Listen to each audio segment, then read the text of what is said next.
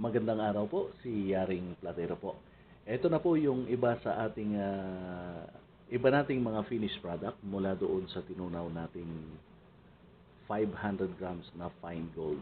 Kasama po nito yung una nating ipinakita na 382.5 grams na Cuban link choker size necklace. Iisa po ang may-ari nito.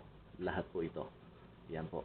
So ito pong hawak natin ay standard 18 carats rope chain, 15.5 inches yung kanyang haba, kasama po patilak, at 6 mm yung kanyang thickness, gauge 18 po yung kanyang wire gauge, at ang bigat po ay 56.3 grams. Hindi po ito ampaw, hindi po ito magaan, at ito po ay handcrafted natin. Hindi po natin ipinakita yung kumpletong procedure ng paggawa dahil nagtuturo po tayo ng paggawa ng rope chain. So, merong mga bagay na hindi po natin dapat ipakita sa ating video presentations. Yan po.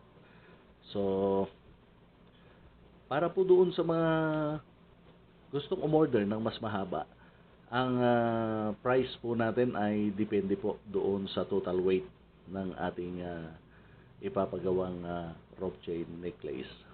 Yan po.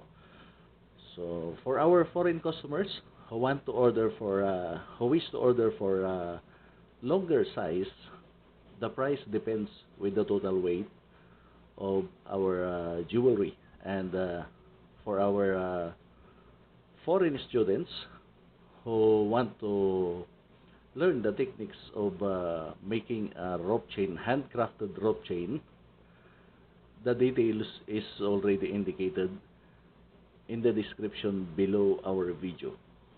So this is a standard 18 carats rose gold, 15.5 inches. It's a short necklace because it's a choker size for a Filipina lady.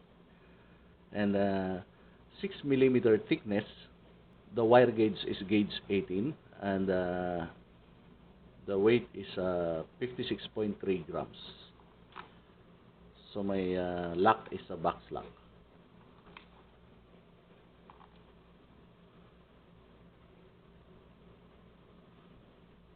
And there's a safety lock on the side. Yan po. Meron akong hallmark sa likod at ang ating hand engraved na YP. So yan po ang isa sa ating finished product mula sa ating tinunaw na 500 grams fine gold.